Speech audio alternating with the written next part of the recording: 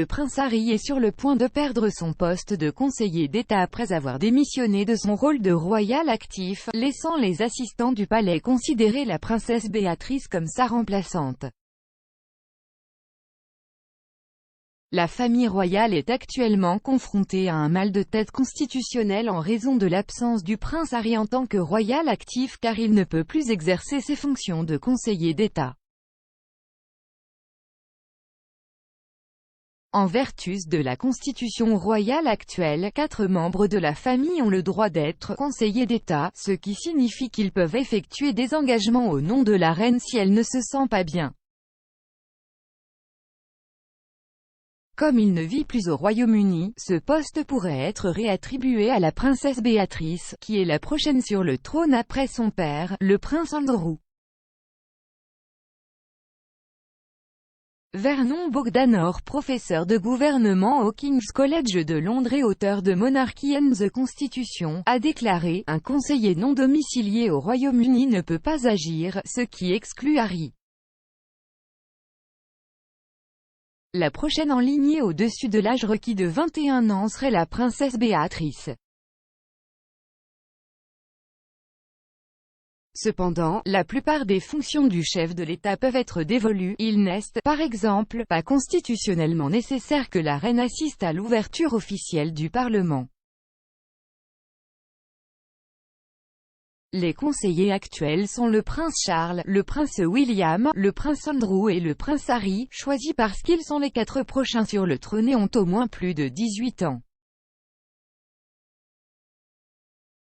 Tout comme le prince Harry, la position du prince Andrew est mise en doute après qu'il s'est retiré de ses fonctions publiques en 2019 après que des allégations d'abus sexuels aient été portées contre lui aux États-Unis.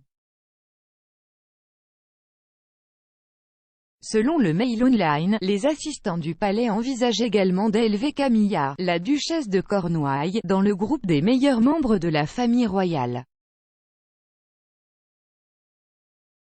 Ces dernières années, elle a assumé un rôle plus important au sein de la famille royale et a considérablement augmenté sa popularité auprès du public britannique depuis son mariage avec le prince Charles en 2005. Une source proche du palais a déclaré au Mail Online « C'est un casse-tête constitutionnel. Avec un monarque vieillissant, on parle de ce qui se passera si la reine est incapable de travailler pour une raison quelconque. Vous ne pouvez pas laisser Andrew et Harry le faire et Charles et William sont extrêmement occupés. Les conseillers d'État ont joué auparavant un rôle crucial dans le fonctionnement de la monarchie. En 1974, la reine-mère et la princesse Margaret sont intervenues pour approuver la dissolution du gouvernement de Teddy tandis que la reine et le prince Philippe étaient en tournée en Nouvelle-Zélande. La princesse Béatrice est actuellement 10e dans l'ordre de succession, et bien qu'elle ne soit pas classée comme royale active et ne reçoive pas d'allocation de la subvention souveraine, elle entretient toujours des relations avec un certain nombre d'organisations caritatives et a accompagné la reine à des engagements officiels. Elle est vice-présidente des partenariats stratégiques de la société de logiciels Affinity et réside au 5 James Palace avec son mari Eduardo Mapelli-Mozzi et leur petite-fille, Sienna Elizabeth. La reine se repose actuellement au château de Windsor sous avis médical, après être tombée malade le 20 octobre. Après avoir mené un mois chargé d'engagements royaux, elle a été forcée d'annuler un voyage en Irlande du Nord à la dernière minute et il a par la suite été révélé qu'elle avait passé la soirée à l'hôpital.